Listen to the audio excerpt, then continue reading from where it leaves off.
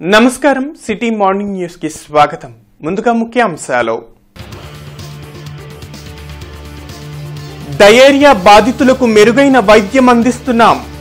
ఎవరు ఆందోళన చెందవద్దన్న మంత్రి రజని అధికారులతో సమీక్ష.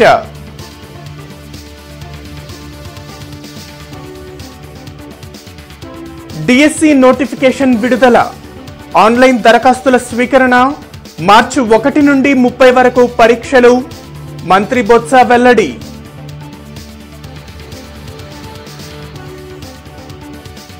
ప్రస్తుతానికి అమరావతి రాజధాని. మంత్రి అంబటి రాంబాబు వెల్లడి. పవన్ కళ్యాణ్ ఎవరితో పొత్తులో ఉన్నారని సూటి ప్రశ్న.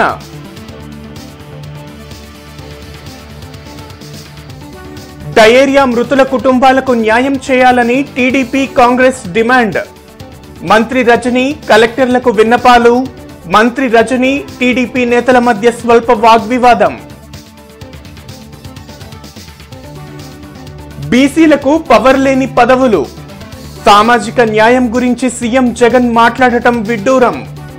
ఎమ్మెల్సీ జంగా కృష్ణమూర్తి వ్యాఖ్యలు.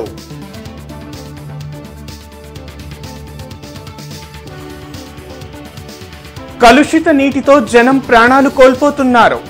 అయినా సీఎం జగన్ లో చలనం లేదని మాజీ మంత్రి నక్కా మండిపాటు.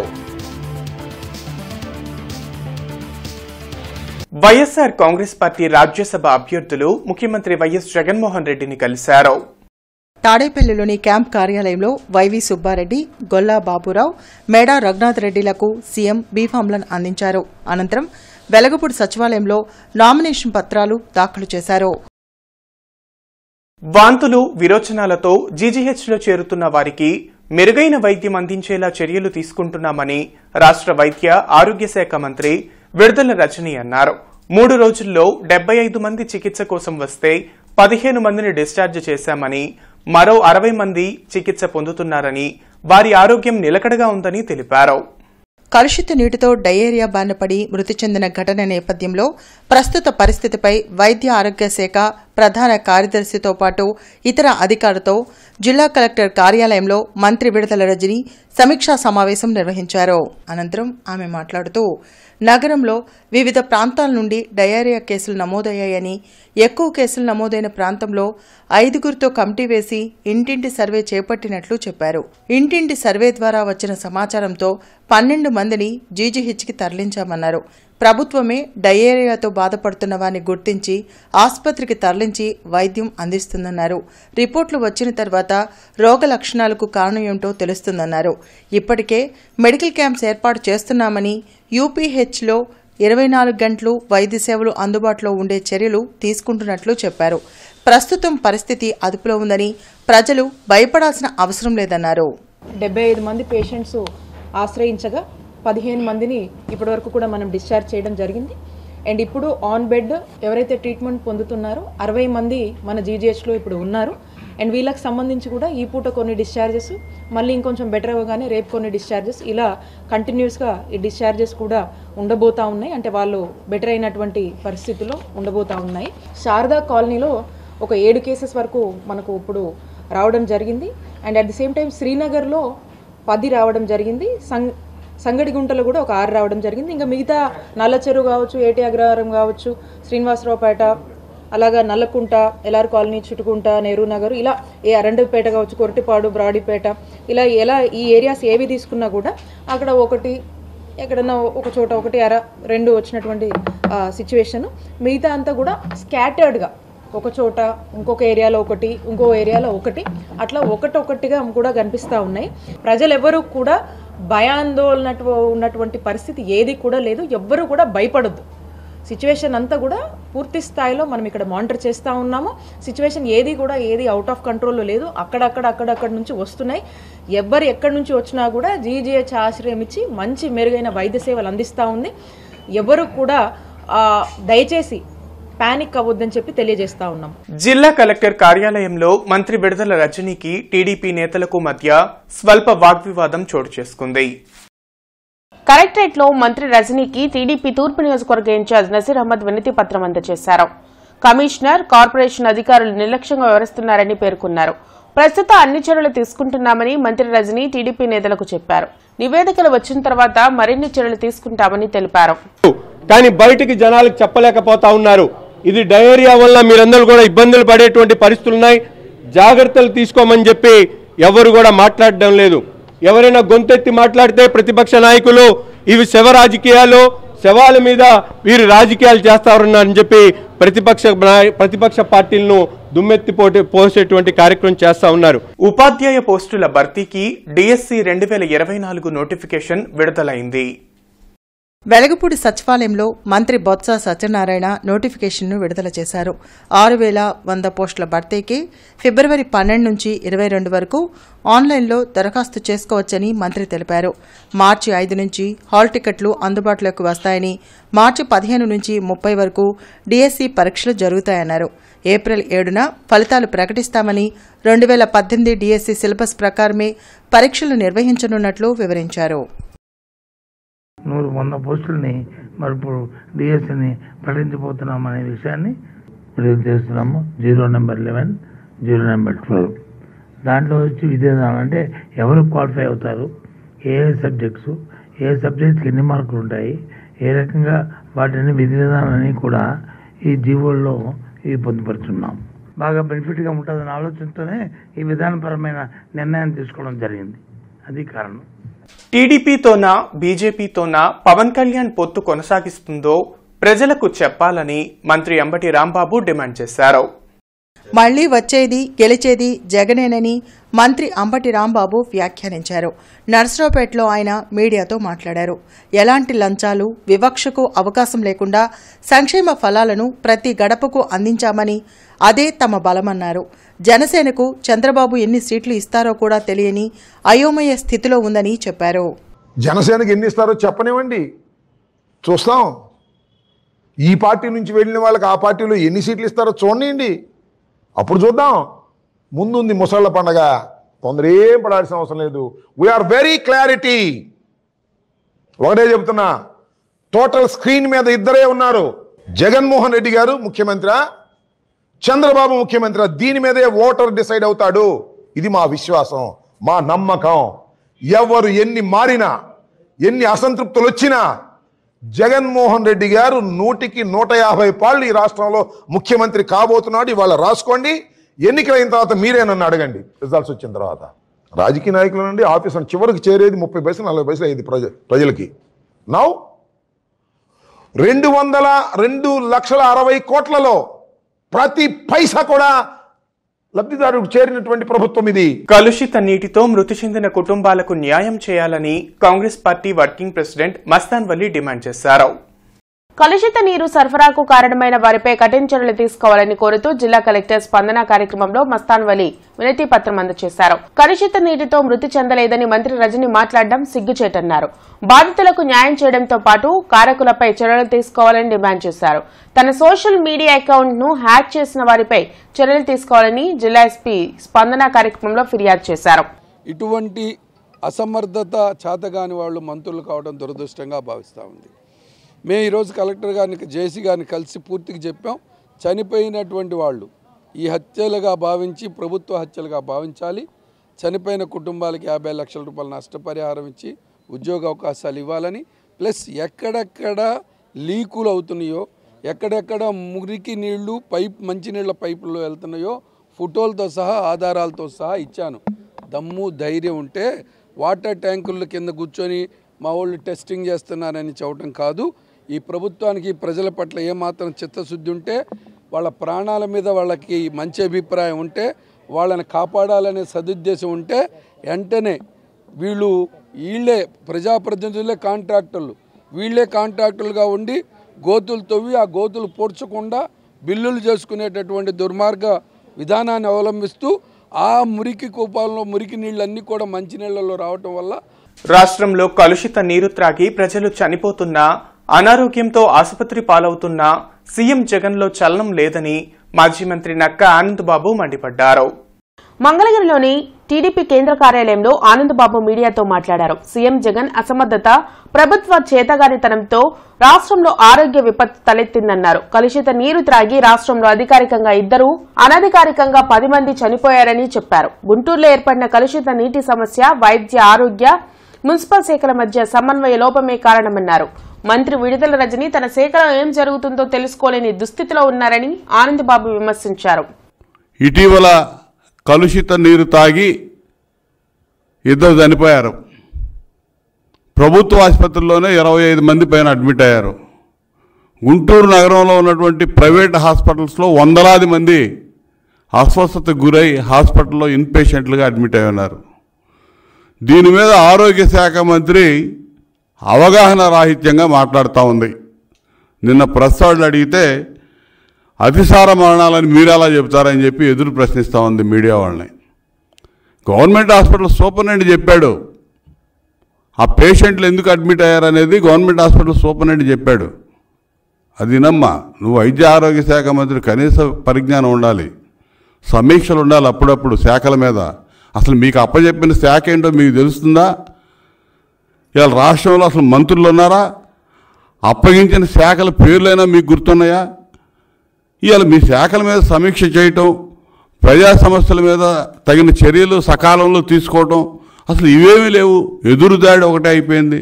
బీసీలకు నామమాత్రపు పదవులు ఇచ్చి జగన్ కీలుబొమ్మలలాగా ఆడుకుంటున్నారని ఎమ్మెల్సీ చెంగా కృష్ణమూర్తి అన్నారు.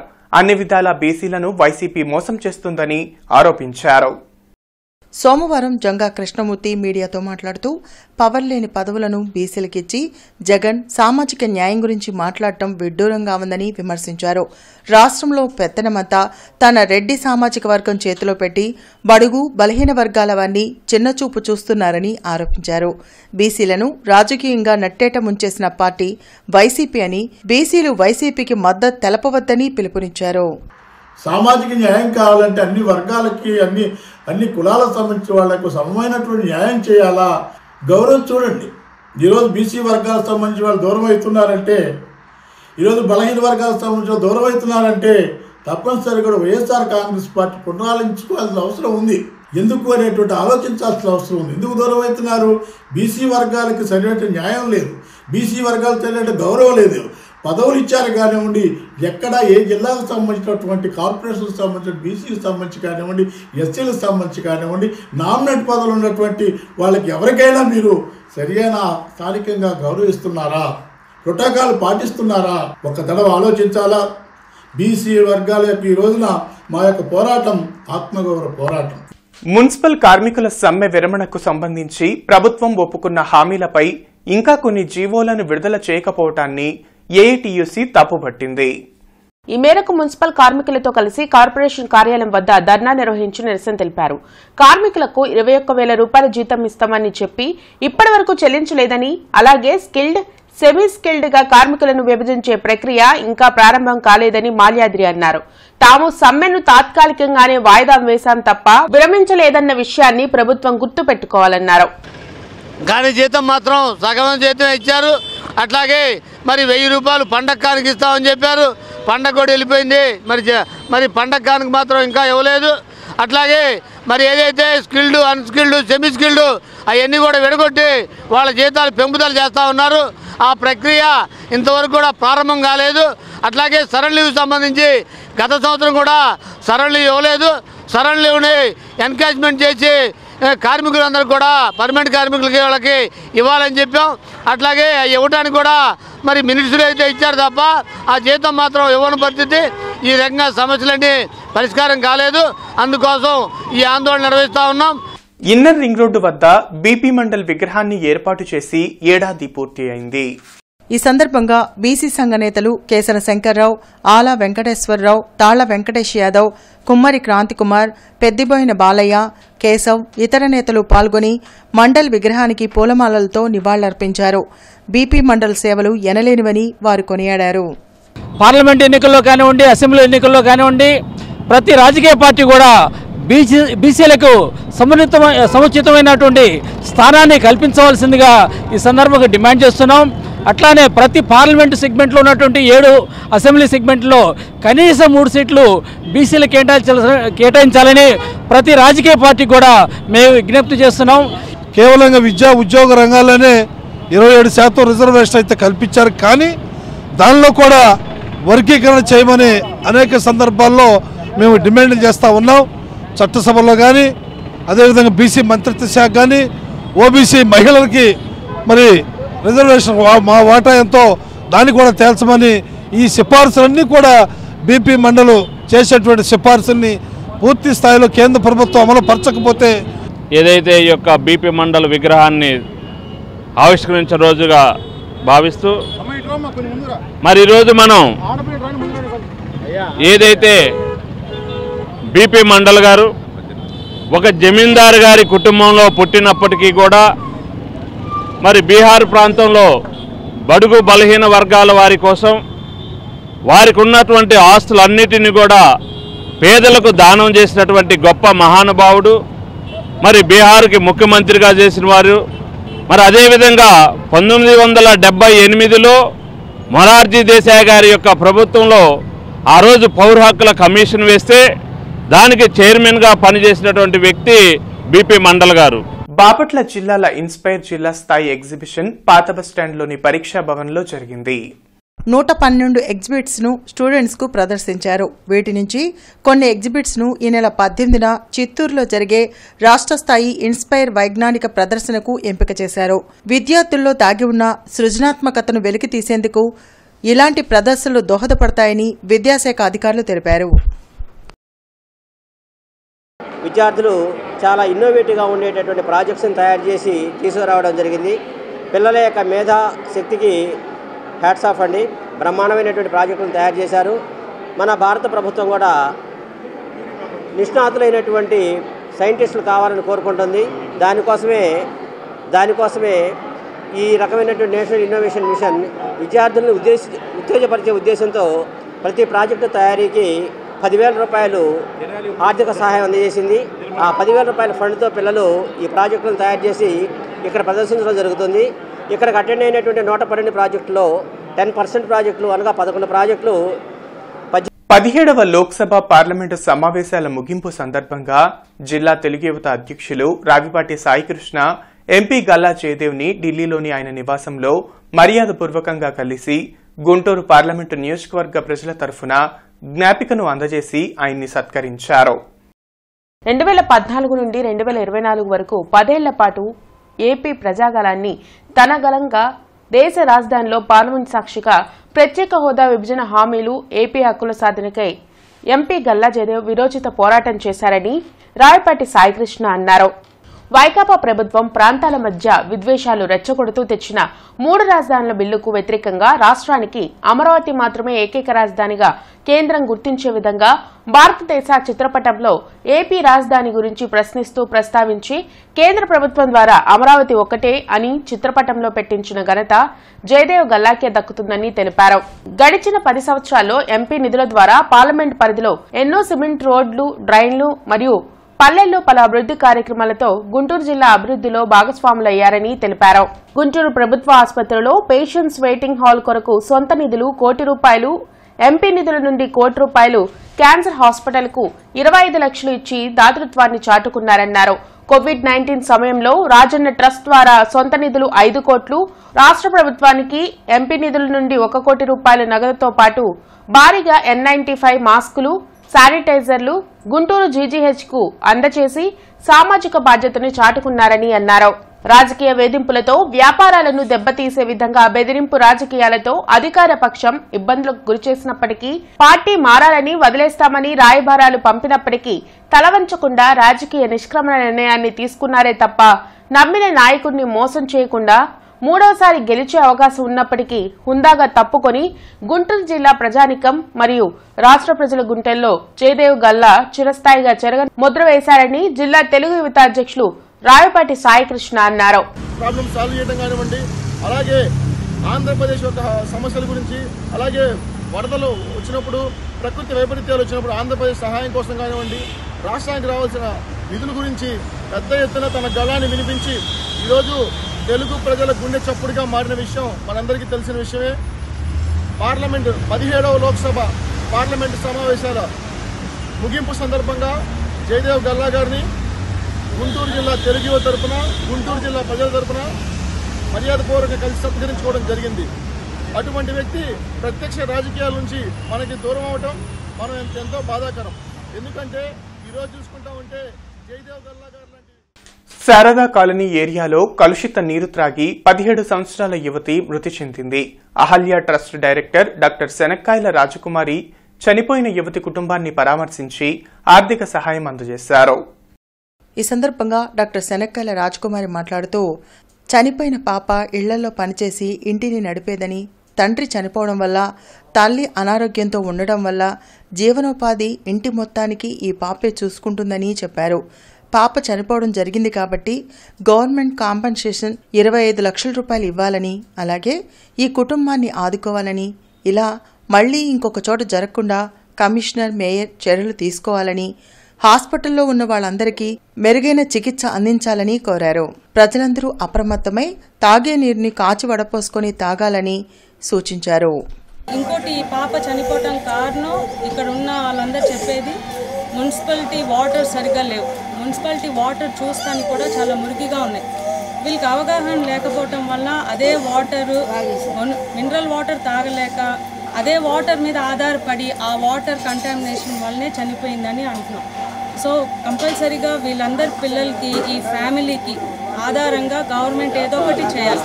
కంపల్సరీగా 25 lakhs అయితే ఇవ్వాలి. అప్పుడే ఈ పిల్లలకి ఏదైనా ఆధారంగా ఉంటారు. వీళ్ళందరూ చూస్తానికి పనికి వెళ్ళటానికి లేదు. ఎందుకంటే వీళ్ళందరూ చాలా చిన్న పిల్లలు. కనీసం కొన్ని సంవత్సరాల వాళ్ళకైనా వీళ్ళందరూ గవర్నమెంట్ అయితే ఖచ్చితంగా చూసుకోవాలి. కేఎల్ యూనివర్సిటీలో విద్యార్థి ఆత్మహత్యకు నిరసనగా ఎన్ఎస్యుఐ ఆందోళన చేపట్టింది. ఆర్టీసీ బస్టాండ్ వద్ద కేఎల్ యూనివర్సిటీ బస్సులను అడ్డుకొని నిరసన తెలిపారు. ప్రతి 6 నెలలకు ఒకసారి కేఎల్ యూనివర్సిటీలో జరుగుతున్న విద్యార్థుల ఆత్మహత్యలపై సిట్టింగ్ జడ్జితో విచారణ జరిపించాలని డిమాండ్ చేశారు. విద్యార్థుల మరణాలకు యూనివర్సిటీ యాజమాన్యం పూర్తి బాధ్యత వహించాలని డిమాండ్ చేశారు. మళ్లీ ఇలాంటి ఘటనలు పునరావృతం కాకుండా ప్రభుత్వం చర్యలు తీసుకోవాలన్నారు. కార్యక్రమంలో ఎన్ఎస్యుఐ జిల్లా అధ్యక్షుడు కరీం తదితరులు పాల్గొన్నారు. ఎంతో మంది వాళ్ళ పిల్లల భవిష్యత్తు కోసం ఇలాంటి కేఎల్ యూనివర్సిటీలో లక్షలాది రూపాయలు ఫీజులు కట్టిందే కాకుండా వాళ్ళ భవిష్యత్తు నాశనం చేసుకున్నటువంటి పరిస్థితి కనబడతా ఉంది. కేఎల్ యూనివర్సిటీ యాజమాన్యం విద్యార్థులు ఇలా చనిపోతా ఉంటే ఆ మరణాలను ఎందుకు కప్పిపుచ్చేటటువంటి ప్రయత్నం చేస్తా ఉన్నాయో సమాధానం చెప్పాల్సినటువంటి అవసరం ఉంది. నేను ఈ రాష్ట్ర గవర్నర్ గారికి చేతులు జోడించి ఒకటే ప్రార్థిస్తా ఉన్నాను. మీరు సిట్టింగ్ జడ్జి చేత కేఎల్ యూనివర్సిటీ పైన తక్షణమే మీరు ఎంక్వైరీ జరిపించాలి. ఇలా మరణాలను ఆపేటటువంటి ప్రయత్నం చేయాలి. ఇలా విద్యార్థులు చనిపోతా ఉన్నారు. ఆ విద్యార్థులు చనిపోయేదానికి వెనక కేఎల్ యూనివర్సిటీ నిర్లక్ష్యమా, లేకపోతే కేఎల్ యూనివర్సిటీ ఒత్తిడి వల్ల చనిపోతా ఉన్నారా అనేటటువంటి ఎంక్వైరీ ద్వారా తెలియపరిచి వాళ్లకు కఠినంగా శిక్షించాలని ఈరోజు బస్టాండ్ సమీపంలో గుంటూరు జిల్లా నగర ఎన్ఎస్ఏ ఆధ్వర్యంలో కేఎల్ యూనివర్సిటీలో వచ్చినటువంటి బస్సులన్నింటినీ ఈరోజు ముట్టడించి ఆపినటువంటి ప్రయత్నం. రానున్న ఎన్నికల్లో ఆర్యవైశ్యులకు ప్రాధాన్యత కల్పిస్తూ నేరెళ్ల సురేష్ కు సీటు కేటాయించాలని ఆర్యవైశ్య సంఘం నాయకులు కోరారు. వాసవి క్లాత్ మార్కెట్లో ఆర్యవైశ్య సంఘ నాయకులు మీడియాతో మాట్లాడుతూ జనసేన నగరాధ్యక్షుడు నేరెళ్ల సురేష్ కు రానున్న ఎన్నికల్లో సీటు కేటాయించాలని కోరారు. గత 40 సంవత్సరాల కాలంగా దేశాభివృద్ధిలో ఆర్యవైశ్యులు కీలక పాత్ర పోషిస్తున్నారన్నారు. కొన్ని సంవత్సరాలుగా నేరెళ్ల సురేష్ అనేక సేవా కార్యక్రమాలను నిర్వహిస్తున్నారని, అలాంటి వ్యక్తికి పశ్చిమంలో కానీ తూర్పు నియోజకవర్గంలో కానీ సీటు కేటాయిస్తే గెలిపించుకొని చూపిస్తామన్నారు. ఆర్యవైశ్యులకు ప్రాధాన్యత కల్పించిన పార్టీలకు తమ పూర్తి మద్దతు ఉంటుందని తెలిపారు. రాష్ట్రం విడిపోయాక 5-6 సీట్లకు తగ్గిపోయినవి. రాజకీయాల్లో ఆర్యవైశ్యులకి ప్రాధాన్యత ఇవ్వాల్సిన ఆవశ్యకత ఇప్పుడు ఈ యొక్క ఆంధ్రప్రదేశ్లో ఏర్పడినది.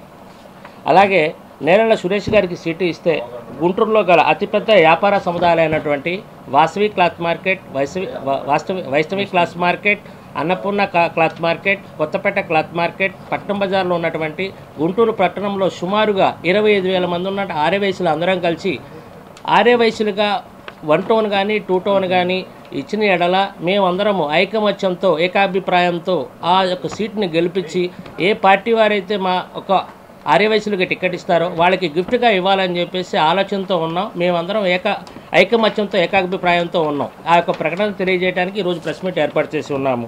కలుషిత నీటితో మృతి చెందిన కుటుంబాలను ప్రభుత్వం ఆదుకోవాలని టీడీపీ తూర్పు నియోజకవర్గ ఇన్ఛార్జ్ నసీర్ అహ్మద్ డిమాండ్ చేశారు. జిల్లా కలెక్టర్ కార్యాలయంలో మంత్రి విడుదల రజని, వైద్య ఆరోగ్య శాఖ ప్రిన్సిపల్ సెక్రటరీ కృష్ణబాబు, జిల్లా కలెక్టర్ వేణుగోపాల్ రెడ్డిని కలిసి వినతి పత్రం అందజేశారు. కలుషిత నీటితో మృతి చెందిన వారి కుటుంబాలకు వెంటనే పరిహారం చెల్లించాలని డిమాండ్ చేశారు. నిర్లక్ష్యంగా వ్యవహరించిన అధికారులపై చర్యలు తీసుకోవాలన్నారు. కలుషిత నీరు సరఫరా అయ్యే ప్రాంతాలను గుర్తించి మంచినీటిని సరఫరా చేసేలా చర్యలు తీసుకోవాలన్నారు. డయేరియాతో చికిత్స పొందుతున్న వారికి ప్రభుత్వం భరోసా కల్పించాలని డిమాండ్ చేశారు.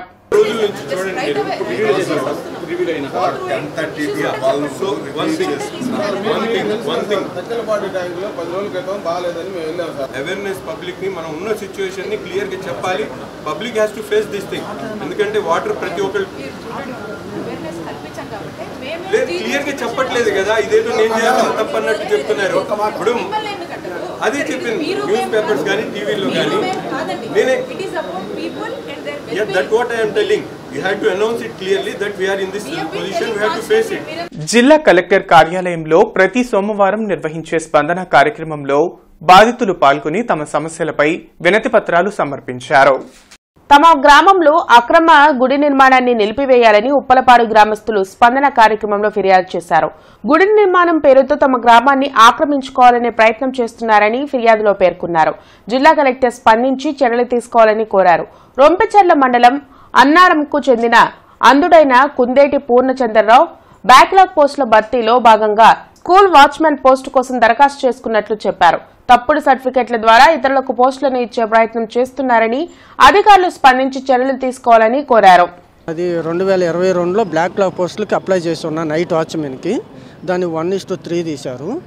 దాన్ని డిఓ ద్వారా వెరిఫికేషన్ చేయమన్న స్కూల్ లెవెల్ వెరిఫికేషన్ చేయమని నేను నవంబర్ 20వ తారీఖు అర్జీ ఇచ్చి ఉన్నాను. కానీ ఇంతవరకు ఏం రెస్పాన్స్ ఏం లేదు. ఇంతకుముందు ఇచ్చారు, నవంబర్ 20వ తారీఖు ఇచ్చి ఉన్నా. మళ్ళీ ఇప్పుడు ఇంతవరకు 3 నెలలు అవుతుంది కదా, అందుకని మళ్ళీ ఇన్ఫర్మేషన్ కోసం వచ్చా ఇద్దామని ఒక అర్జీ.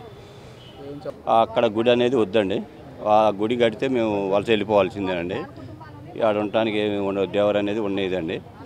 పక్కన ఏరియాస్ అట్టా జరిగినాయి. మా భయం అనేది అది ఏర్పడుతున్నాం. ఖాళీ చేయమంటున్నారండి. ఇస్తారా మీరు కూడా?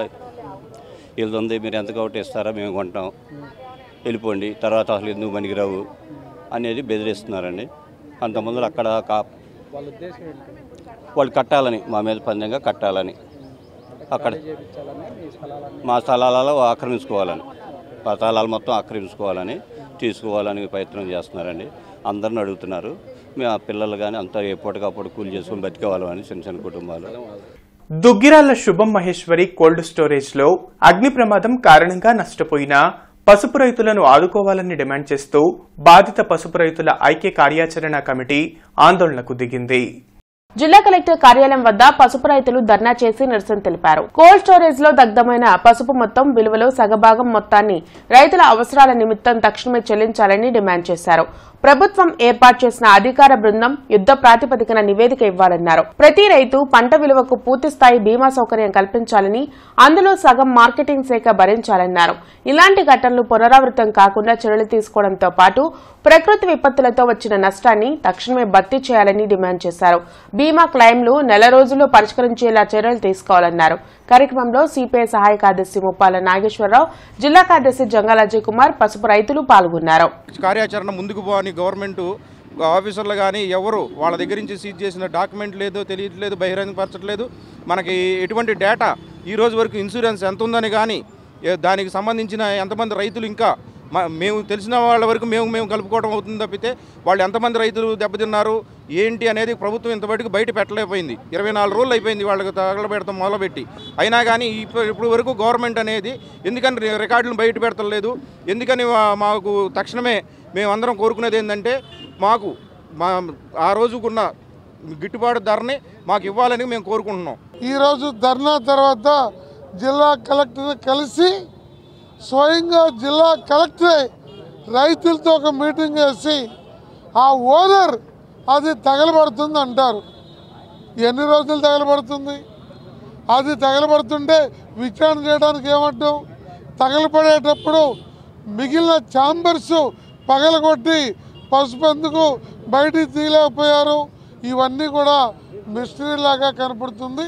అందువల్ల తత్వమే జిల్లా కలెక్టర్ జోక్యం పెట్టుకోవాలని కోరుతున్నాను. ప్రతి సోమవారం ఎస్పీ కార్యాలయంలో జరిగే స్పందన కార్యక్రమంలో బాధితులు పాల్గొని తమ సమస్యల పరిష్కారం కోసం వినతి పత్రాలను అందజేశారు. చిట్టి నగదు మొత్తం కట్టినా కూడా ఇంకా కట్టాలని సుబాని అనే వ్యక్తి తమపై దాడులకు పాల్పడుతున్నారని బాధితురాలు సత్తార్ జిల్లా ఎస్పీకి ఫిర్యాదు చేశారు. తాను గుండె జబ్బు రోగి అని కూడా చూడకుండా 10 మందితో కలిసి తమపై దాడి చేసినట్లు పేర్కొన్నారు. స్థానిక పోలీసులకు ఫిర్యాదు చేసినా పట్టించుకోవడం లేదని వాపోయారు. జిల్లా ఎస్పీ స్పందించి చర్యలు తీసుకోవాలని కోరారు.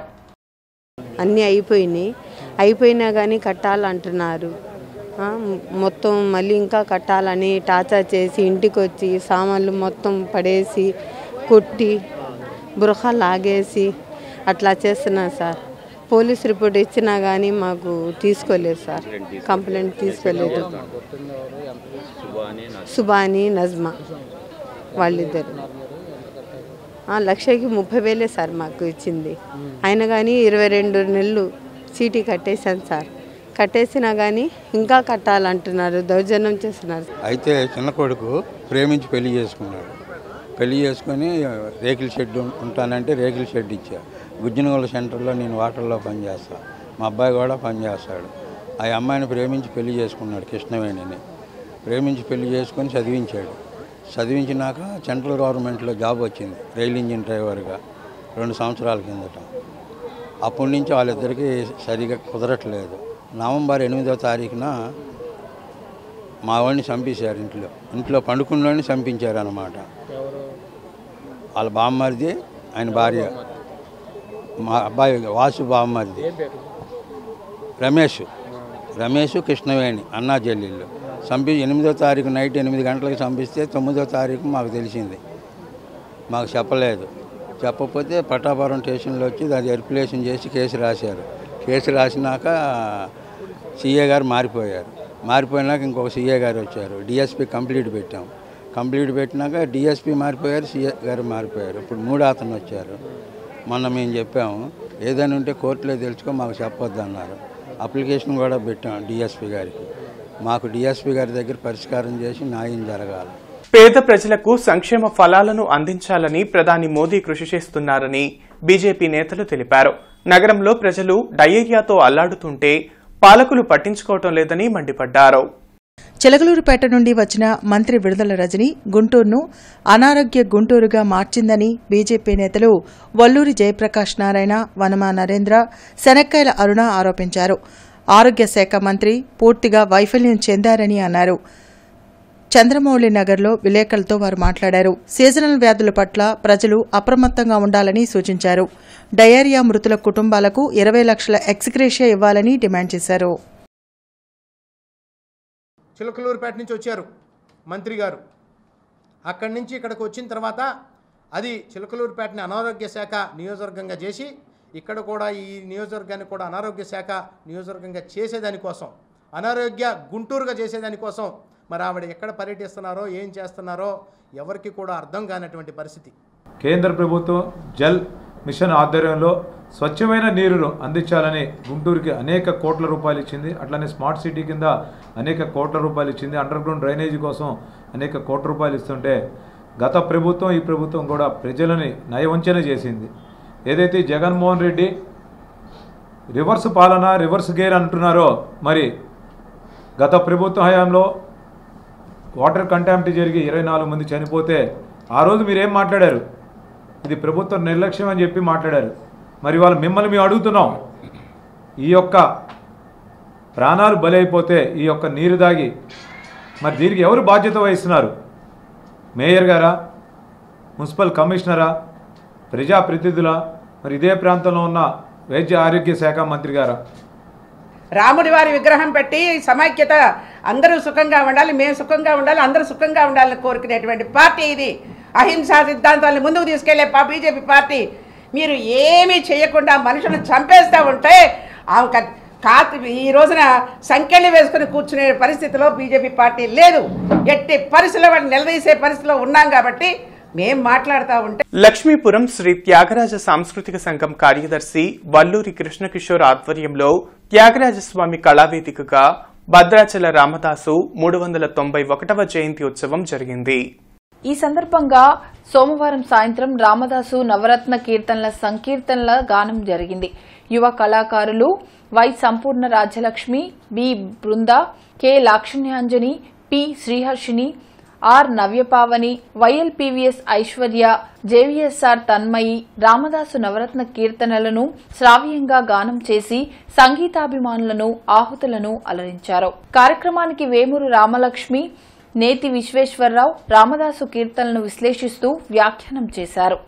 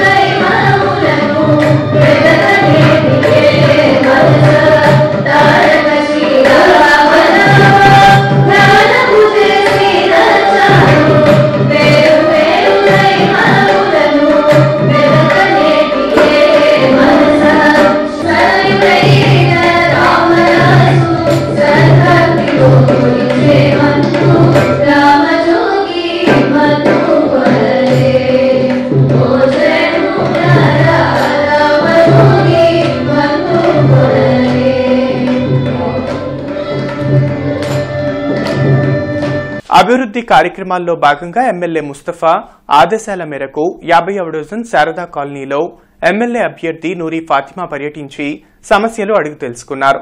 లీకైన డ్రైన్లు మరియు కాలువలో పేరుకుపోయిన పూడికను కార్పొరేషన్ సిబ్బందితో తీయించారు. ఈ కార్యక్రమంలో వార్డు ప్రెసిడెంట్ రాజేష్, 53వ డివిజన్ కార్పొరేటర్ దూపాటి వంశీ, సల్మాన్, ఆలా కిరణ్, భాగ్యమ్మ తదితరులు పాల్గొన్నారు. గుంటూరు టీడీపీ పార్లమెంటు అభ్యర్థిగా ప్రచారంలో ఉన్న పెమ్మసాని చంద్రశేఖర్ ను నగర టీడీపీ నేతలు మర్యాదపూర్వకంగా కలిశారు. టీడీపీ నేతలు గంటా పెద్దబ్బాయి, మేలిక, ఇతర నేతలు తెనాలిలో చంద్రశేఖర్ ను కలిసి రాజకీయ అంశాలపై కొద్దిసేపు చర్చించుకున్నారు. కమిషనర్ కీర్తి క్షేత్రస్థాయి పర్యటనలో పొన్నూరు రోడ్లోని బారాహిమం పంజా, పకీర్గూడెం ప్రాంతాల్లో సంబంధిత వార్డు కార్పొరేటర్లు, ఇంజనీరింగ్ అధికారులతో కలిసి త్రాగునీటిలో క్లోరిన్ తగు పాళ్లలో ఉందో లేదో నేరుగా పరిశీలించారు. ఈ సందర్భంగా కమిషనర్ మాట్లాడుతూ నగరపాలక సంస్థ సరఫరా చేసే సమయంలో వచ్చే తాగునీటిని కాచి చల్లార్చి వినియోగించుకోవాలని సూచించారు. సిటీ న్యూస్ సమాప్తం. నమస్కారం.